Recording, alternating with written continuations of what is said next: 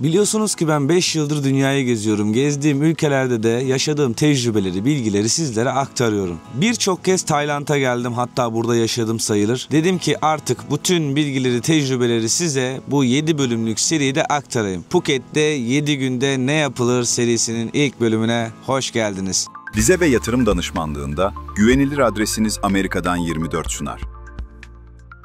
Bu 7 bölümlük seride neler mi yapacağız? Phuket'in birbirinden güzel plajlarını, adalarını gezeceğiz, şovlarını izleyeceğiz, yemeklerini yiyeceğiz, gece pazarlarını gezeceğiz, yüzen klaplara gideceğiz. 7 bölüm sonunda Phuket'e dair birçok şeyi kafanızdan atmış olacaksınız. Gelip rahatlıkla burada tatilinizi yapabileceksiniz. Güzel bir Phuket serisi hazırlamak istedim sizlere. O zaman ilk bölümle başlayalım. Ben Phuket'e Bangkok Havalimanı'ndan geldim arkadaşlar. Siz Türkiye'den direkt uçuş yapabilirsiniz veyahut da aktarmalı şekilde yine Phuket'e ulaşabilirsiniz. Phuket International Havalimanı'na indikten sonra da burada beni Phuket Travel'ın transfer hizmeti karşılıyor. Akşam geç saatte de olsa sorunsuz şekilde otelime kadar transfer hizmetiyle geliyorum. Phuket Havalimanı merkeze birazcık uzak.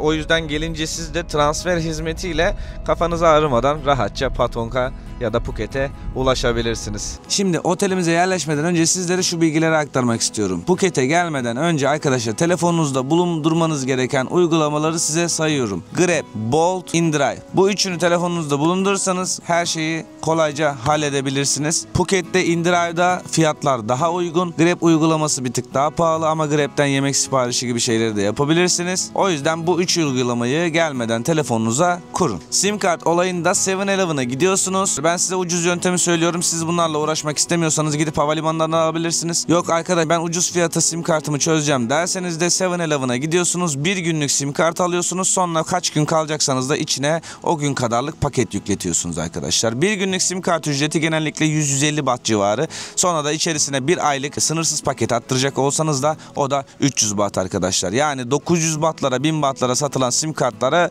İsterseniz almayın derim yani. Bu arada ben otelimi yine Phuket Travel sayesinde ayarladım arkadaşlar. Sahile 0. Otelimde The Taksim Royal Beach Patong'da bulunuyor. Sahile 0 şekilde gayet temiz, çok güzel, ferah. Odaları geniş. Yani geldiğiniz zaman da burada rahatlıkla konaklayabilirsiniz. Yine bu videoda size farklı konaklamalar da göstereceğim zaten. İlk gün gelip otelimize de yerleştikten sonra dinleniyoruz ve ertesi günü ilk turumuzla başlıyoruz arkadaşlar. Bu 7 bölümlük seride yapacağımız bütün turların hepsini ben Phuket Travel'la birlikte gerçekleştirdim. Siz de gelince kafanız ağrımadan her şeyi rahat şekilde Phuket Travel'la birlikte organize edebilirsiniz. Günaydın. Bugün James Bond turuna gidiyoruz. Şimdi 7 bölümlük Phuket serimizin ilk durağı James Bond Adası. Ben de ilk defa James Bond turuna katılıyorum. Sizlerle birlikte her şeyi deneyimleyip göreceğiz. Ben de sizlere en şeffaf şekilde hepsini aktaracağım. İlk olarak sabah 7.30-7.45'te kalkmamız gerekiyor. Servisimiz bizi otelden alıp teknemizin kalkacağı marinaya götürüyor. Marinaya varır varmaz bizi orada küçük bir kahvaltı bekliyor. Size tavsiyem bu kahvaltıdan fazla yememeniz. Çünkü malum tekneye bineceksiniz. Sonra midenizde sıkıntılar olmasın. Ben de burada küçük bir kahvaltı tabağı yapıp atıştırıyorum. Eğer midemiz bulanır derseniz de burada mide bulantı hapları var. Bundan da alabilirsiniz. Ardından herkes toplanıyor. Rehberimiz bize gün içinde neler yapacağımızı, nerede molalar vereceğimizi, nerede tuvalete girebiliriz, her şeyi detaylı şekilde anlatıyor. Burada rehberimiz Spicy, biliyorsunuz Tayland'da herkesin bir takma adı vardır. Bu rehberimiz de gerçekten turu en eğlenceli hale getirmek için elinden geleni yapıyor. Oryantasyonun ardından hep beraber hızlı teknemize geçiyoruz. Teknemize geçerken size şundan bahsetmek istiyorum. Eğer ki Tayland'a Temmuz-Ağustos aylarında geliyorsanız buradaki muson sezonunu göz önünde bulundurmanız lazım. Çünkü her an yağmur yağabilir, her an fırtına olabilir. Bu yüzden de yapacağınız turlarda yağmura yakalanabilirsiniz. Eğer yok biz yağmur görmek istemiyoruz, fırtına görmek istemiyoruz, bu riski almak istemiyoruz derseniz de o zaman Aralık, Ocak, Şubat gibi yüksek sezonda gelmeniz gerekiyor. Tabii ki yüksek sezonunda kendine göre pahalılığı olacaktır arkadaşlar. Az da olsa konaklamalarda daha fazla olur ama diğer şeylerde fazla fark etmese de düşük sezona göre fiyat farkı olacaktır. Düşük sezonda, bu yağmur sezonunda geliyorsanız da bu yağmurları, bu fırtınaları da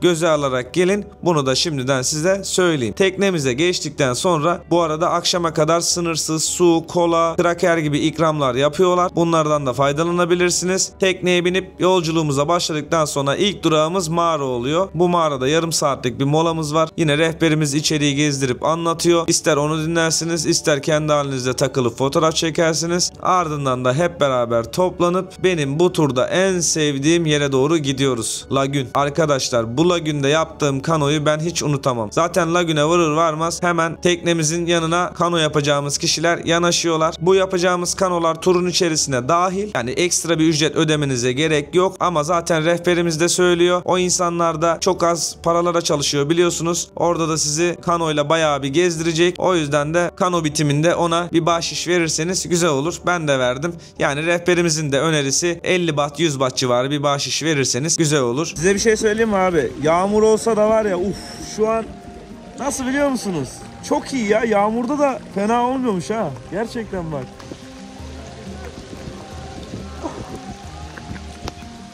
Ho ho. Bu çok iyi ya.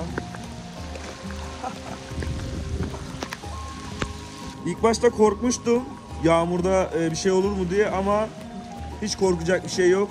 Daha romantik bence. Ama tabii ki tek başımayız. Ne yapalım? Şiddetli yağmurun altında bu yaptığım kanoyu hiç unutmayacağım. O kadar zevkliydi ki hava güneşli olsaydı belki bu kadar zevkli olmazdı. Öğle yemeği için Müslüman Adası'na geldik. Şimdi burada çok güzel bir öğle yemeği yiyeceğiz. Size onu da gösterip anlatacağım. Hem de buradan bahsedeceğim. Burayı gezeceğiz. Bu turlarda detaylı olan şey ne arkadaşlar biliyor musunuz? Konfor ve kaliteli bir tur olması. Aynı zamanda tabii ki acıkacağınız için yemeğin çok kaliteli olması lazım. Şu anda Müslüman Adası'ndayız. 200 yıl önce burası yokmuş. Sonradan Java, Endonezya'daki Müslümanlar buraya göç etmişler. Burayı kurmuşlar. Normalde Tayland'da toprak sahibi olamıyorsun yabancıya. O yüzden de kazıklarla suyun üstüne yerleşim alanı kurmuşlar. Burada %100 helal yemekler yiyeceğiz. Yani geldiğiniz zaman bu helal mi bu haram mı diye onları da düşünmenize gerek kalmıyor. Çok güzel bir açık büfesi var. Gördüğünüz gibi buradan istediğiniz yemeği alabilirsiniz. Şimdi ben kendime bir tabak hazırlayacağım ve afiyetle yiyelim. Enerji lazım. Daha çok gezeceğiz. Kendime çok mütevazi bir tabak yaptım. Pad Thai. Yemekler gerçekten çok lezzetli. Açık büfe, istediğiniz kadar alabilirsiniz. Karnınızı istediğiniz gibi doyurabilirsiniz. Çeşit çok fazla var. Buraya gelmeden birçok video izliyorsunuz ya. Şu tur şu paraymış, şu tur bu paraymış. Arkadaşlar buraya bir kere geliyorsunuz değil mi? Bakın. Pişman olmayın. Kaliteli tur alın. Öbür türlü ne olacak? Yemeğiniz kötü olacak. Turda 50-60 kişi olacaksınız. Bak burada biz 20 kişiyiz abi. İstediğimiz gibi takılıyoruz. Rehberimiz çok iyi. Gelirseniz Umut abiye de deyin ki bizi Spicy'nin turuna verin. Gerçekten çok güzel bir rehber kendisi. Şu an köyün camisine geldim. Şöyle arkamda görüyorsunuz. Adada cami, okul, futbol sahası hepsi bulunuyor. Sizlere ne şartlarda video hazırladığımı görüyorsunuz değil mi arkadaşlar? Rehberliği tenimde detaylı. O yüzden videoyu beğenmeyi, abone olmayı, arkadaşlarınıza göndermeyi unutmayın. Ne kadar beğeniyorum o kadar çok kişi görür ve o kadar çok kişiye de bu bilgileri ulaştırmış oluruz. Yıl 1974. Altın tabancalı adam James Bond geliyor abi buraya böyle. Şöyle işaretini yapıyor ve burayı turizme kazandırıyor yani öyle söyleyeyim size. Burası ondan sonra meşhur oluyor abi. Geldik şimdi James Bond adasındayız. Şimdi burayı turlayacağız. Sonunda burayı da gördük. Kameraman. Good kameraman. İşte bu adam benim fotoğrafımı çekti. Thank you for photo man.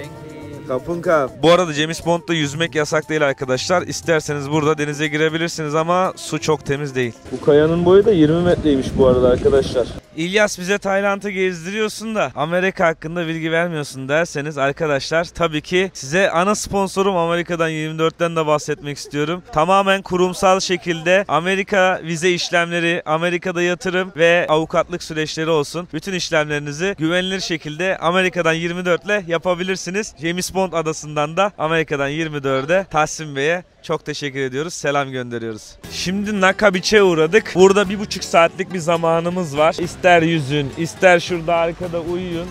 İster ihtiyaç molanızı giderin. Aynı zamanda burada bir şeyler alabiliyorsunuz. Tabii ki teknelerimizin içinde de arkadaşlar su, kola, bisküvi gibi şeyler ikram ediliyor. Oradan da alabilirsiniz. Yani burada vakit geçireceğiz 1,5 saat. Serbest vakit. Ondan sonra da dönüşe geçeceğiz. İsterseniz burada jet ski'ye binebilirsiniz. Jet ski fiyatları böyle. Abim indirim yaptı. 20 dakikası 1500 diyor ya. Onu 1000 bahta indirdi. Daha da pazarlık yapılabilir. İsterseniz böyle geldiğinizde burada jet ski'ye de binebilirsiniz. Bu yorgunluğun üzerine tekneye dönünce böyle şöyle meyve ikram ettiler. James Bond turumuzdan dönerken de yol üstünde bakın plajda maymunları görüyoruz. Burada maymunları da izledikten sonra turumuz bitiyor. Rehberimize de teşekkürlerimizi sunuyoruz. Gerçekten çok güzel bir tur oldu. O da tura çok güzel enerji kattı. James Bond turumuzdan sonra akşama kadar gezdik. Karnımız acıktı değil mi? İlyas biz oraya geldik. Ne yiyeceğiz? Aç kalırız biz derseniz arkadaşlar aç kalmazsınız burada. Bak gerçekten söylüyorum size. Bunlar bu arada bir öneridir. Reklam değildir arkadaşlar. Sultan Grill'e geldim şimdi. Burada birbirinin en güzel yemekleri deneyeceğiz. Gelin içeri geçelim bir ziyafet çekelim.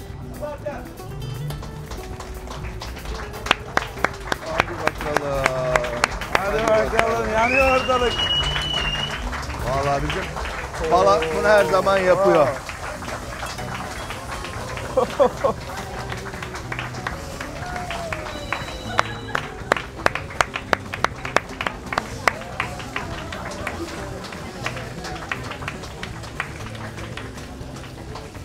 Buket yanıyor abi. Buket yanıyor. Bizim Ömer bunu bol miktarda yapıyor.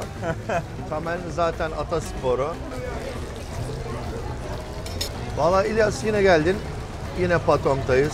Yine 4 sene Patong'dayız. sonra. Allah vergisi efsane bir eli olan bizim hala Namını ustamız duymayan mı var burada. abi? Namını duymayan Hala mı var? ustamız yine yaktı geçti bütün Patong'u. Tabii tabii. Bir de böylesi var mevzu açık. Oh, şimdi bir kopar. Abi Eline sağlık. Yine yaktın geçirdin ortalığı. Sağ olasın. Daha ne olsun be. Evet Cehennem Sokağı'na geldik. Hazır mısınız? Bak içerisi kaynıyor.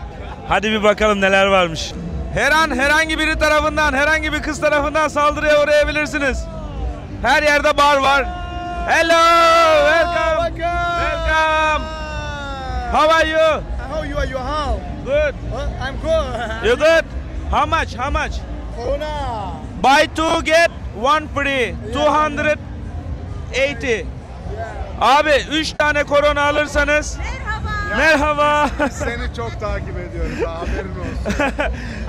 İzlediniz de mi geldiniz? He? İzlediniz de mi geldiniz? Kesinlikle. Yeni bir efendim?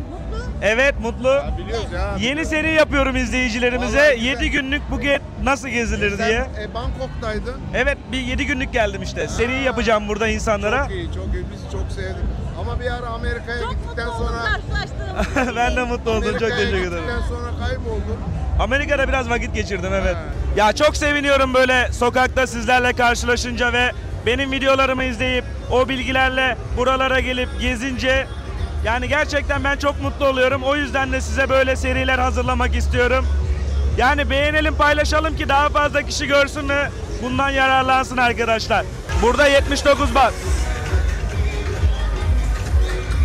Bunlara takılırsanız sabah turlara gidemezsiniz.